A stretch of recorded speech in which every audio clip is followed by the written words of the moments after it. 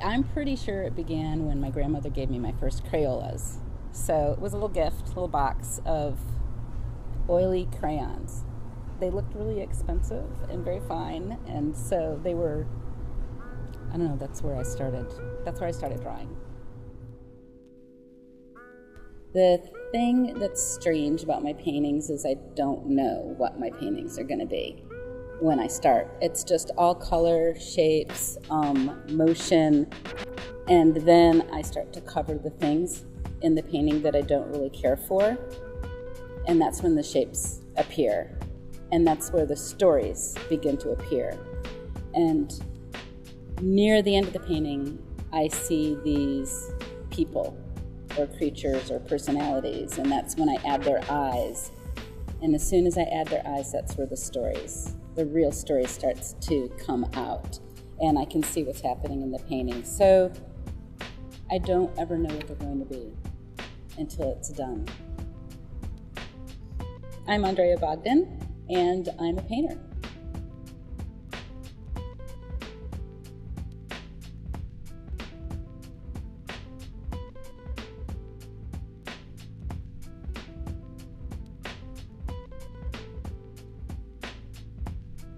I think that there's a misunderstanding that unless you have a studio or unless you've produced an art piece or written a song, you're not creative. And I don't think that you have to have an art studio or you have to have composed a complete piece to be creative and to bring creativity into your work.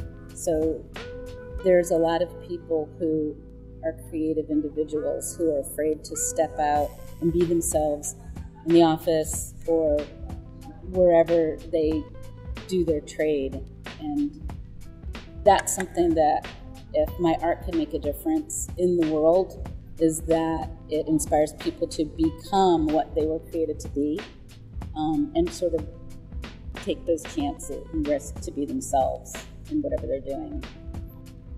Most of my life I already knew I was an artist, but there came a point where I forgot about it completely because I was working so many hours at a job that didn't require me to be very creative.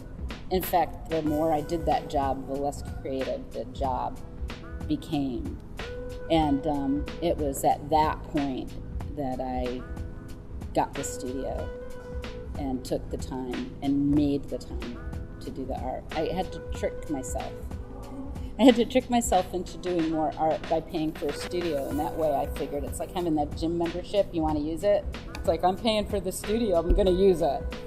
So, time, obviously, first of all. It's minimally 20 hours a week, either making the art or the business of the art or organizing it or responding to things. So that's the minimum amount of time, and then if you've got other things that you do, like I do other work because I've got a lot of interests, so I have to be very, very, very organized around my time. So I watch a lot less TV. Matter of fact, we actually unplugged it and got rid of the cable subscription and everything. There's, sacrifices. There's just things you stop doing so that you can make more art.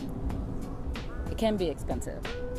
I've found some shortcuts. I mean, you could buy paint in bulk, you can buy wood scraps, you can buy old stuff and sand it down and prime it. You can get used primer and used wood, and you can even get used paint. What else? Brushes. Oh, well, I paint with my hands on acrylic, so I don't spend as much on brushes as maybe other people do. And I've saved money a little bit on my wardrobe because I just wear the same thing all the time to the studio. Yeah, I've got like 3 outfits. No, it looks like I'm going to have some work 8.5 feet by 8.5 feet up in Pershing Square outside for a period of time, which I think is going to be so cool because then a whole bunch of people can see it. Once I realized that I could make mistakes in my paintings and I could just paint over them, or I could even put them on the wall and get back to them later, and people didn't see the mistakes that I saw. They saw some of my mistakes as the more beautiful pieces. I realized that it really wasn't about making a perfect painting. It was about the experience of painting, and it was about sharing the work with other people. There have been a couple of young people that have come into my space who weren't sure about doing art or hadn't even thought about doing art. And then they come into a studio where they see an artist working, and there were even times when I wasn't there, but they would look in, and I actually got a letter from a person who was walking past my space and wondered what it might be like to be an artist. And so she's painting now. Yeah, and her paintings are really beautiful. I think it's really important to bring beautiful things into the world.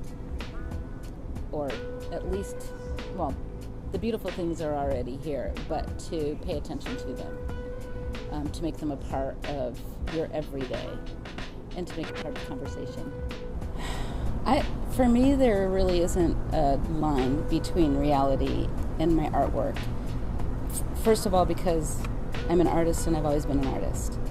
So I live it every day. I mean, everything I look at either visually or try to see things in a new way. Because there already is so much reality all around us.